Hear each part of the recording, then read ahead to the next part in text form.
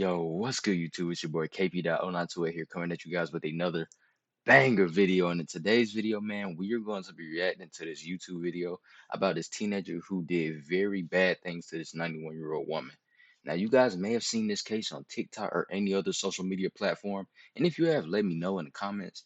But guys, I'm happy, man. I'm smiling because I'm glad to be back, man. Because if you guys didn't know, the reason there were no uploads or updates on my channel, I was out of town. I was in Atlanta for the weekend, man.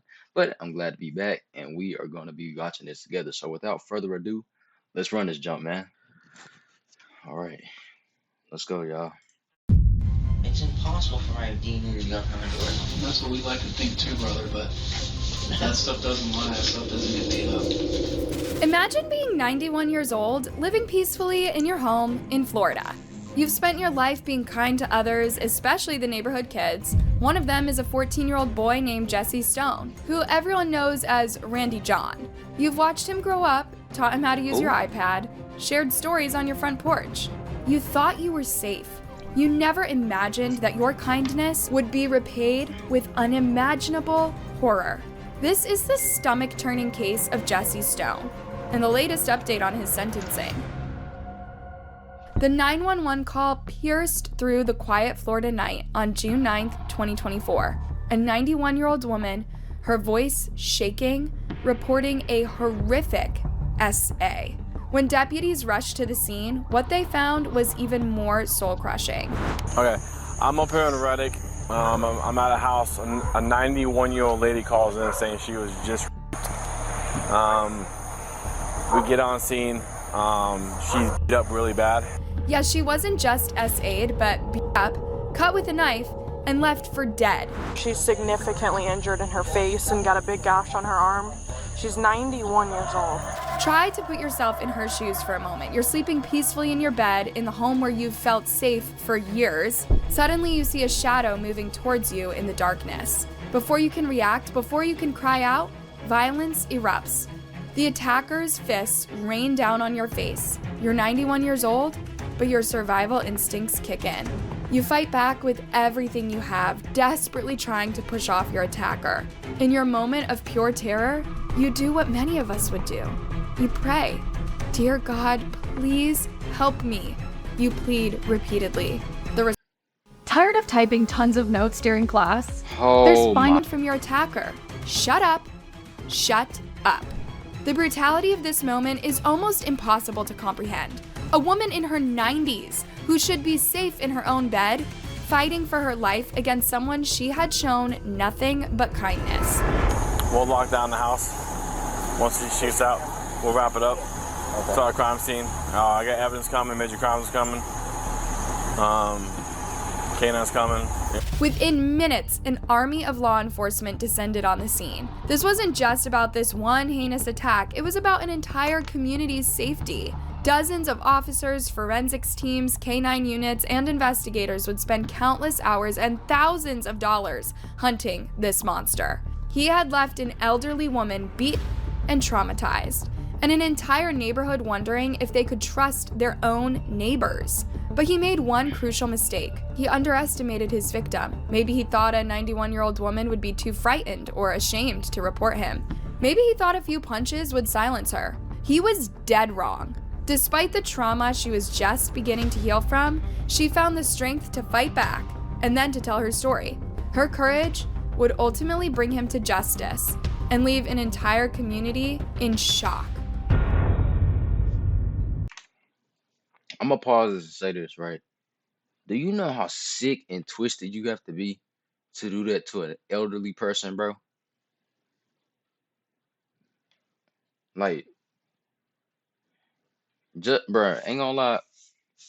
If I was judge, I'm not saying nothing else. I'm sending you straight to the electric chair, bro. That's how I feel.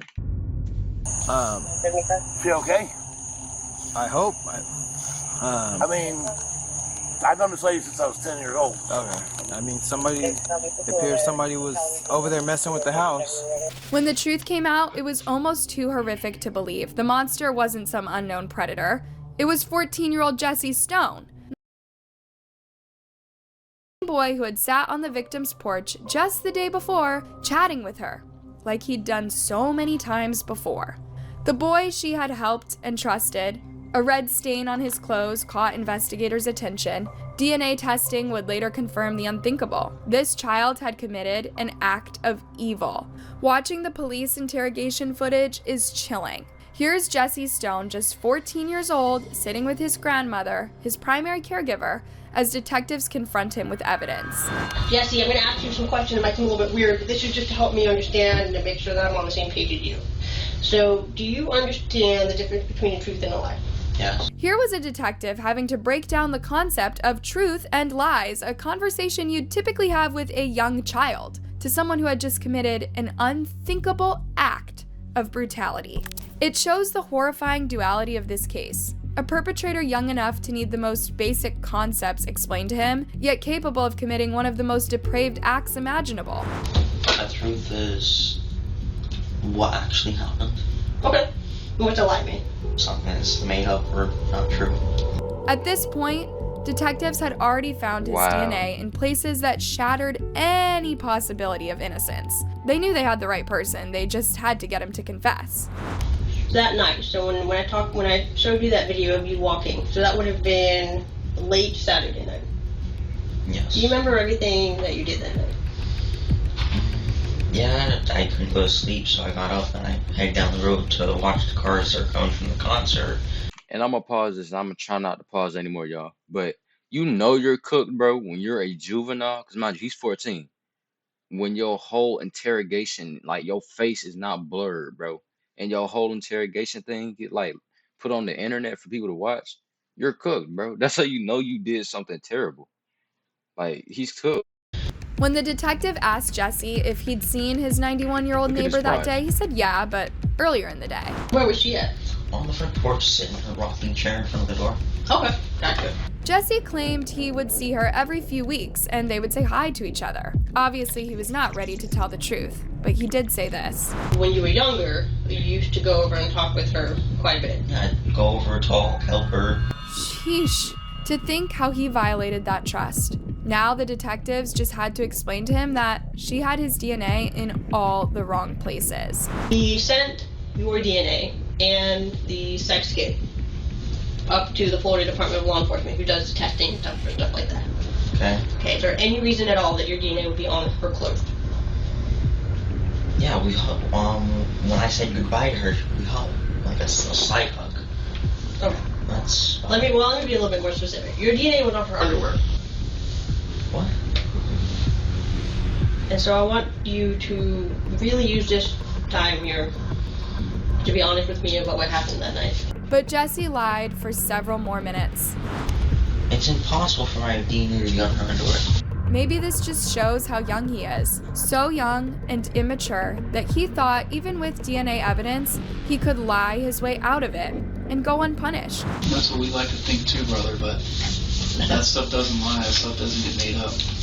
While the detective was explaining to Jesse that he would still be a good person if he would admit to his mistake, the other detective showed him, and his horrified grandma, photos of the 91-year-old.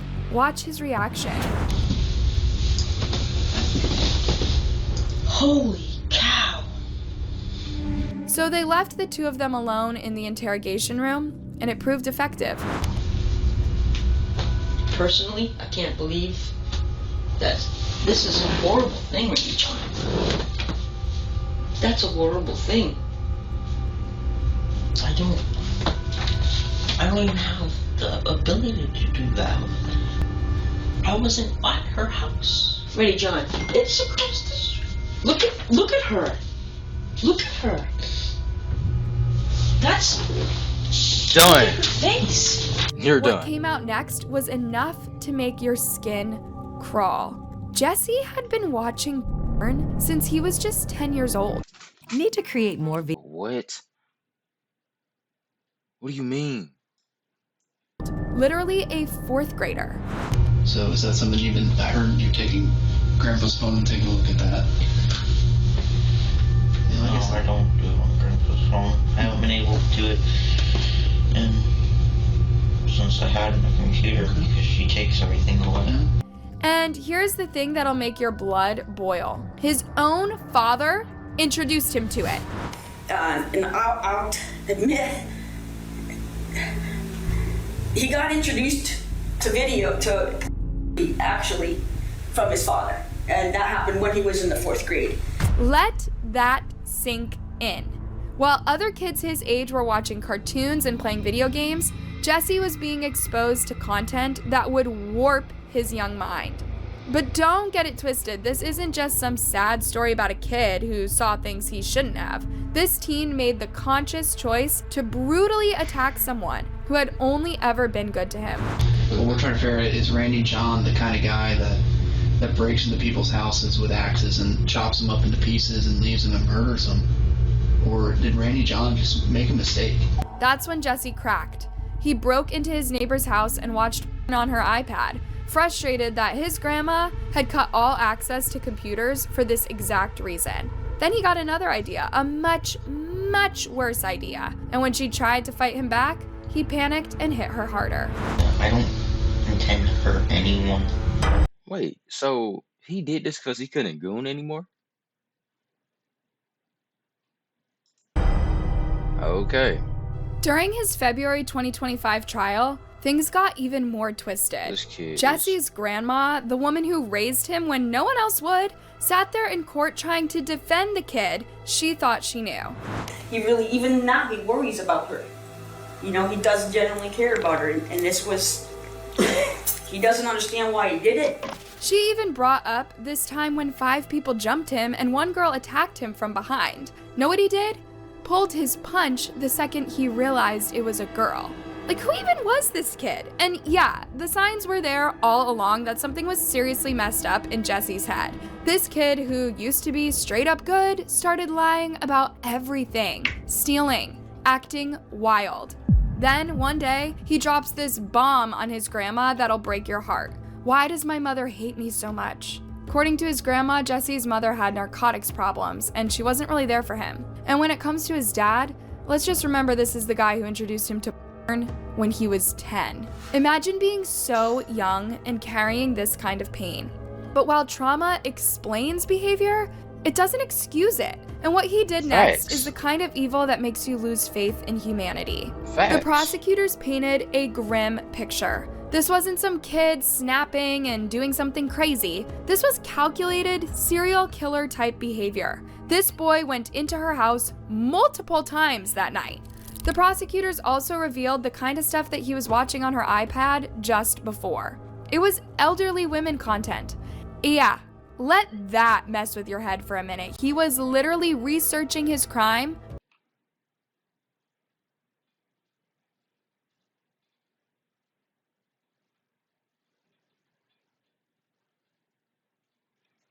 Should I really even react to this? I'm about to cut, bro. I'm thinking about just stopping this video and recording something different, bro. Before he committed it. And the attack itself is nightmare fuel. He held a pillow over her face, pressing down so hard she could have died. And when she fought back, he tried to tie her up, covered her mouth so no one could hear her screams. And then, this is what shows you exactly what kind of monster he is. He flipped her onto her stomach so he could have what he called complete control and power over her. The prosecution asked for 30 years. Jesse's defense asked for half, saying this: his brain was nowhere near fully developed when this incident happened and is still probably 10 years off from that being... Okay, look. Lawyer, man, I appreciate you trying to do your job, bro, but you got to realize right from wrong, bro. It don't matter, bro. At 14, bro, I may have did some questionable things. Not like that, bro. Let me rephrase that. Let me rephrase this, because I'm not a weirdo like this kid, right? At 14, I think that's how old he was. At 14, I may have been bad, bro, sometimes, but I was never this bad. Your brain is no excuse for you breaking into someone's house, bro. I'm sorry. That will never. You're just bad, bro. You're just a bad person. That's not justifiable. Saying, oh, his brain wasn't developed. No, bro. No, because no normal 14-year-old is doing what he's doing. That's not justifiable, bro. Put him in the electric chair. The case. He had a relatively difficult childhood. He had no father figure in his life whatsoever. And certainly none of this is an excuse or a justification by any means for what happened. He is remorseful about what happened. You've heard testimony about that. We believe that that indicates that he would be amenable to supervision as well as specialized sex offender treatment. As the state points out, he does suffer from depression and ADHD. The judge understood the gravity of this evil act, though. It's a burglary of a dwelling with a battery, which is punishable by up to life in prison. You're adjudicated guilty and sentenced to 25 years in the Department of Corrections. 25 years in prison, followed by 30 years of sex offender probation. He'll be 39 when he's released, but for his victim, the sentence doesn't erase the trauma, the fear, or the betrayal. Try to imagine the psychological devastation. This woman had opened her heart and her home to a neighborhood kid. She had taught him to use her iPad. She had sat with him on her porch just the day before the attack. The prosecutor noted that the victim has struggled tremendously to process what happened to her. How could she not? The hands that she thought would help her in her golden years were the same hands that inflicted unimaginable violence upon her. I don't know, man. It takes a special kind of evil to just either hurt children or hurt elderly people like that. That's a special type of evil, bro. And that's how I'm always feel, bro. There's nothing. That's how everyone should feel. That's a special type of evil and malice, bro. That's a special type of evil, bro. Yet, Margaret Douglas's family would call this 91-year-old woman lucky. As horrific as this attack was, she survived to see her attacker face justice. Margaret Douglas wasn't even given a chance. In April 2018 in Wadsworth, Ohio, 98-year-old Margaret Douglas was living peacefully, just like our Florida victim. She was known for her kindness, her open door, and her welcoming nature too. She had survived the Great Depression, World War II, and nearly a century of human history. She was so close to turning 100, a milestone she'd been excitedly looking forward to. But one night, a 17-year-old neighbor named Gavin Ramsey decided to steal that dream from her. Like Jesse Stone, he lived just down the street. Like Jesse Stone, he betrayed the trust of an elderly woman who had shown nothing but kindness to her community.